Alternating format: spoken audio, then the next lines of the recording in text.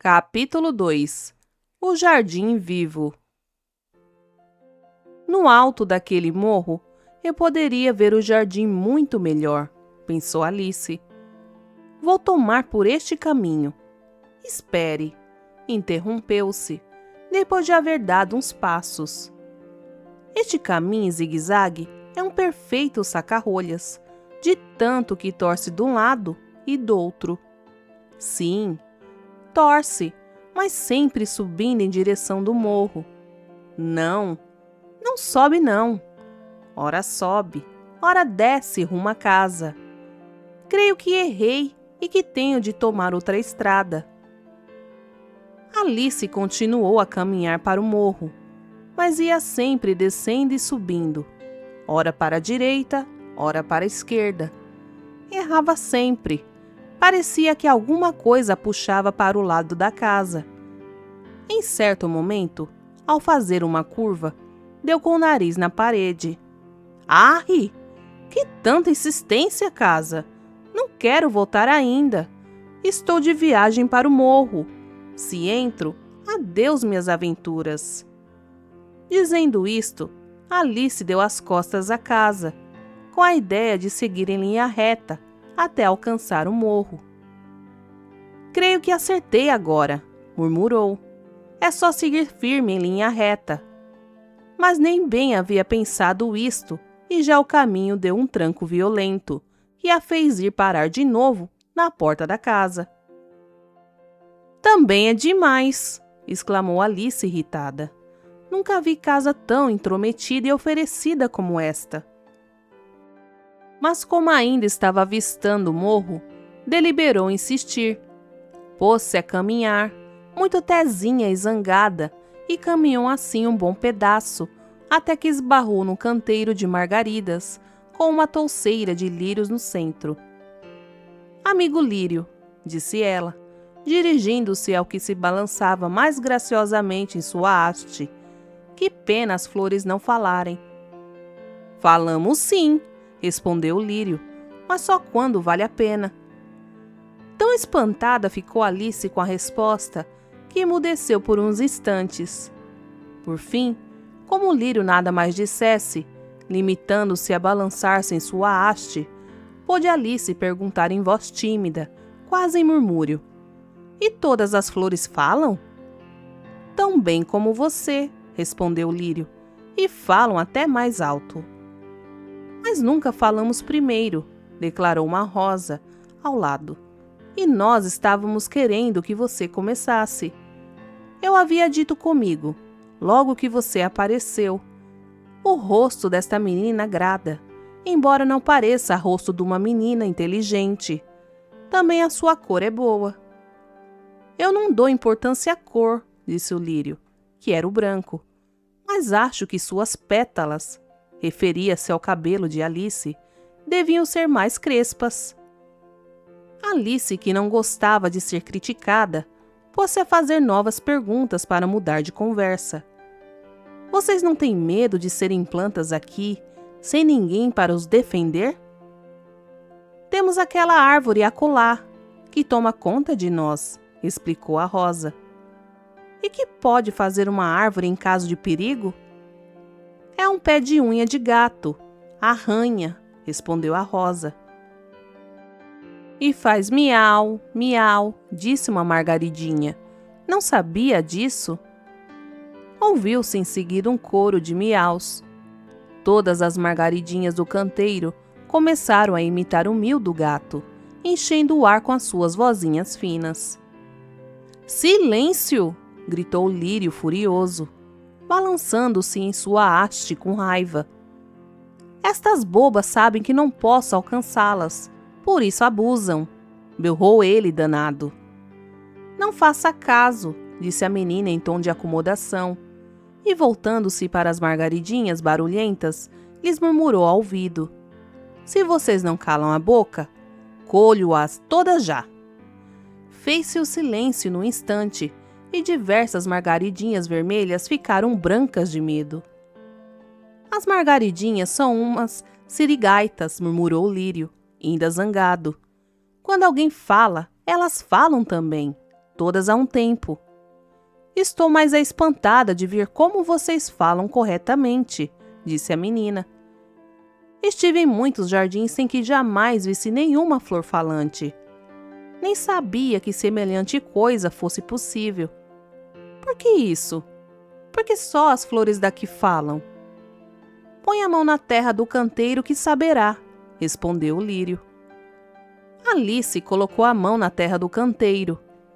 Terra dura, disse ela, mas não posso compreender que tem uma coisa com outra. Na maior parte dos jardins, explicou o lírio, os jardineiros afofam demais a terra. Isso faz com que as flores vivam dormindo de gosto, e quem dorme não fala. A razão pareceu boa a Alice, que se contentou. Nunca havia pensado nisso. Em minha opinião, disse a Rosa em tom severo, você nunca pensou em toda a sua vida. Também eu posso declarar que nunca vi ninguém com ar mais tolo, disse uma violetinha que ainda não havia metido o bedelho na conversa. E o disse tão inesperadamente que Alice deu um pulo para trás. Cale a boca, interveio o lírio. Você nunca viu coisa nenhuma na sua vida. Vive com a cabeça metida entre as folhas, lá perto do chão, e sabe tanto do mundo como um botão que ainda não se abriu. A violetinha encolheu-se envergonhada. Há mais gente neste jardim além da minha pessoa? Perguntou Alice para mudar de assunto. Ah, sim, há uma flor que sabe mover-se tal qual você, respondeu a Rosa. Igual a mim? Perguntou Alice, ansiosa com a ideia de que pudesse andar por ali uma outra menina. Sim, ela tem esse mesmo jeito desajeitado. Embora seja negra e tenha as pétalas mais curtas, parece-me. Tem as pétalas cerradas como as dálias, observou Lírio, e não soltas ao vento como você. Isso mesmo, você está com as pétalas soltas porque já anda murchando, opinou a Rosa. A ideia que as flores faziam a seu respeito não agradou a menina, que ainda uma vez tratou de mudar de assunto.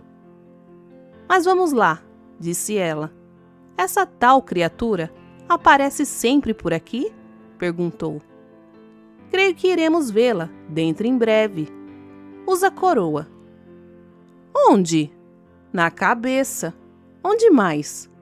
Só me admiro de que você também não use coroa.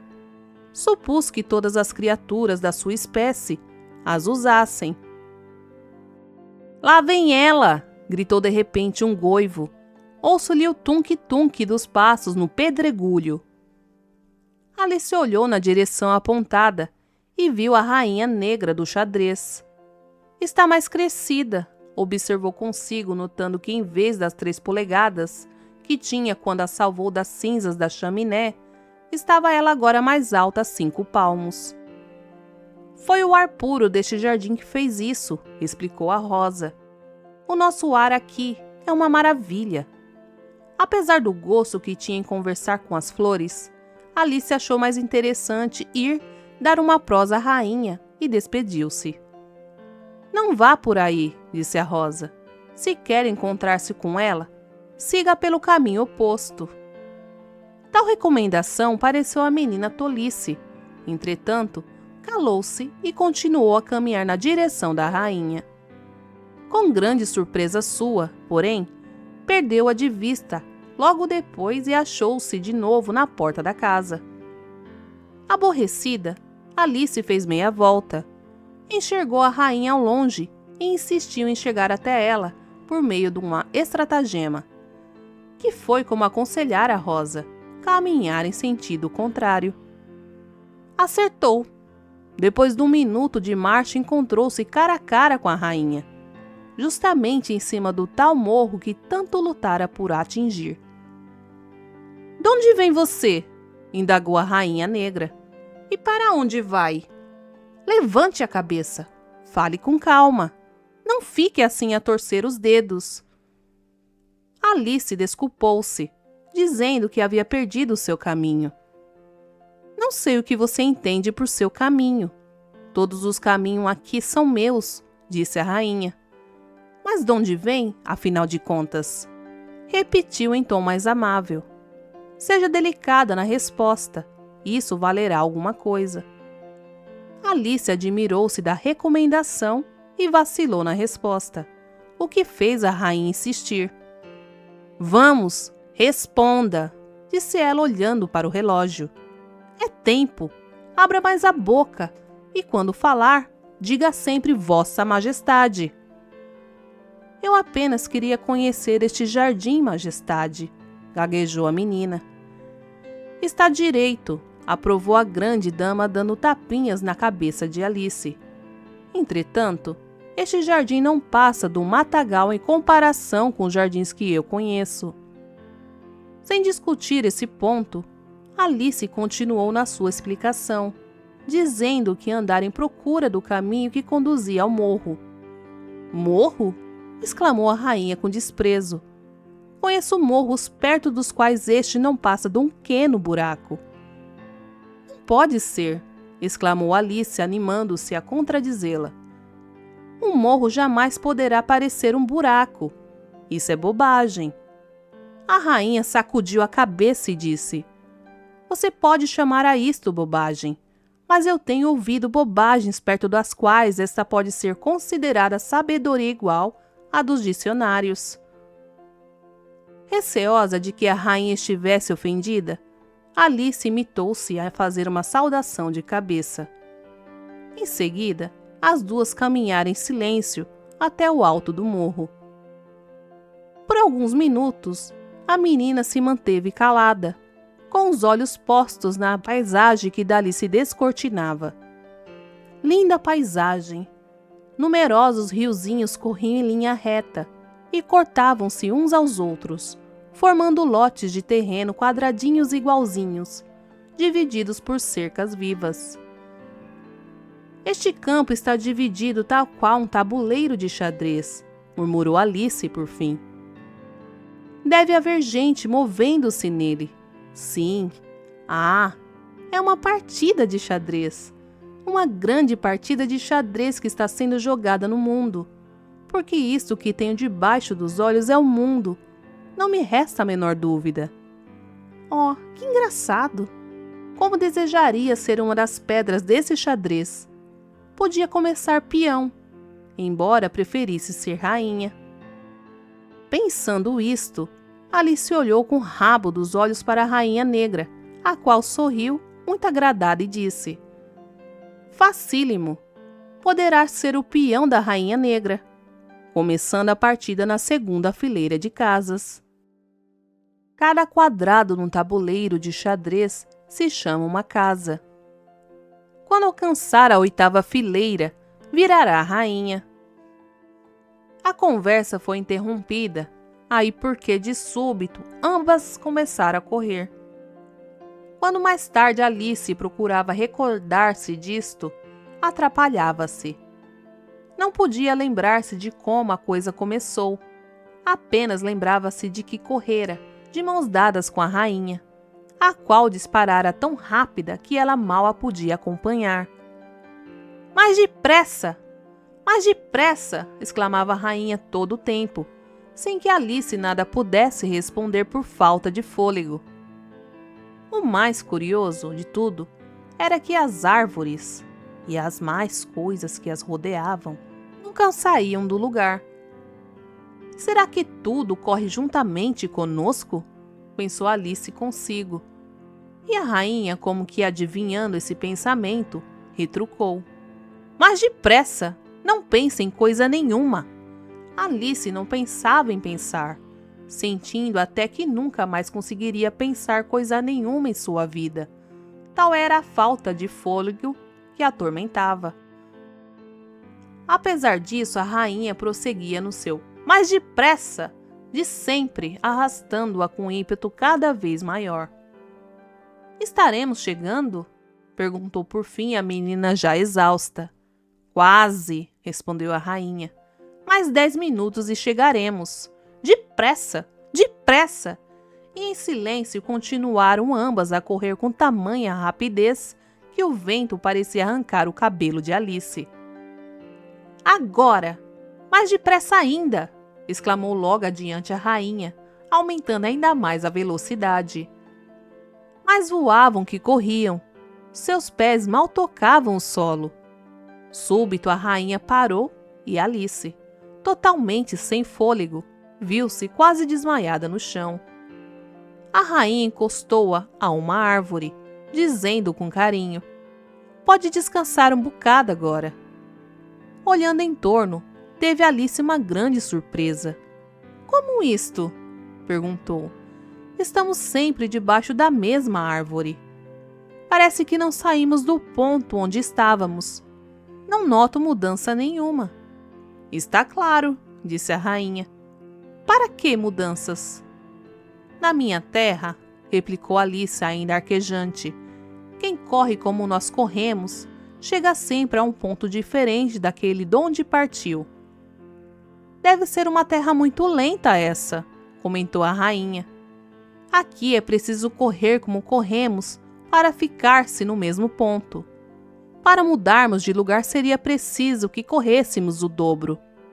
"Oh, não quero experimentar isso", exclamou a menina aflita. "Prefiro ficar onde estou. Sinto-me afogueada e com muita sede." "Já o imaginava", disse a rainha, tirando de uma caixinha um biscoito que ofereceu à menina. Alice não teve ânimo de recusar, embora tivesse apenas sede, não fome. Mas foi obrigada a comer o biscoito, que era dos tais cracknés muito secos que dão mais sede ainda. "Embora você mata a sede, vou eu tomar algumas medidas urgentes", disse a rainha, tirando do bolso uma fita métrica, com a qual começou a medir o chão para fincar pequenas estacas. "Ao cabo de 2 metros", disse a rainha, "darei a você as minhas instruções. Enquanto isso, coma outro biscoito." "Muito obrigada", exclamou Alice numa careta. Já foi bastante. Matou a sede, hein?" Alice não achou o que responder. Felizmente, a rainha, que não esperava a resposta, continuou: "Ao cabo de 3 metros, repetirei minhas instruções, de medo que você as esqueça. Ao cabo de 4 metros, direi: até logo. E ao cabo de 5 metros, partirei." A rainha fincou todas as estacas e voltou para a árvore. Depois começou a andar lentamente sobre o terreno marcado. Na segunda estaca, voltou-se para dizer: "Um peão caminha 2 casas no seu primeiro movimento. Assim, você alcançará a 3ª casa a galope e passa a 4ª sem demora. Esta 4ª casa pertence a Tweedledum e Tweedledee. A 5ª casa é um lago. A 6ª pertence a Rumpty Dumpty. Mas vamos, diga alguma coisa." Eu não sabia que era preciso dizer alguma coisa", respondeu Alice atrapalhada. "Você deveria ter dito. É muita bondade sua estar me ensinando tudo isto, majestade." "Não disse nada, mas suponhamos que haja dito e continuemos. A 7ª casa é uma floresta, na qual um dos bispos mostrará a você os caminhos. E por fim, na 8ª casa você ficará rainha igual a mim, e seremos 2 rainhas a pintar o 7. Alice ergueu-se, fez uma reverência e sentou-se de novo, enquanto a rainha se dirigia para a próxima estaca. Ali voltou-se de novo e disse: "Fale francês quando não puder pensar em inglês. Arreganhe os dedos dos pés quando caminhar e nunca se esqueça de quem você é." A rainha dessa vez não esperou a reverência de Alice.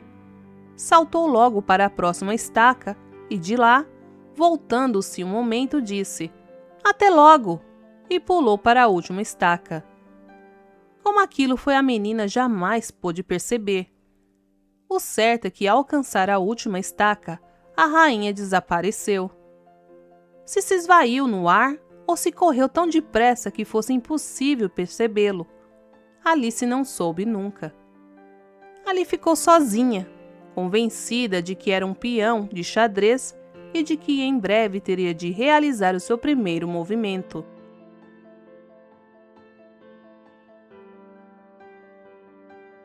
Nos vemos no próximo capítulo de Alice através do espelho.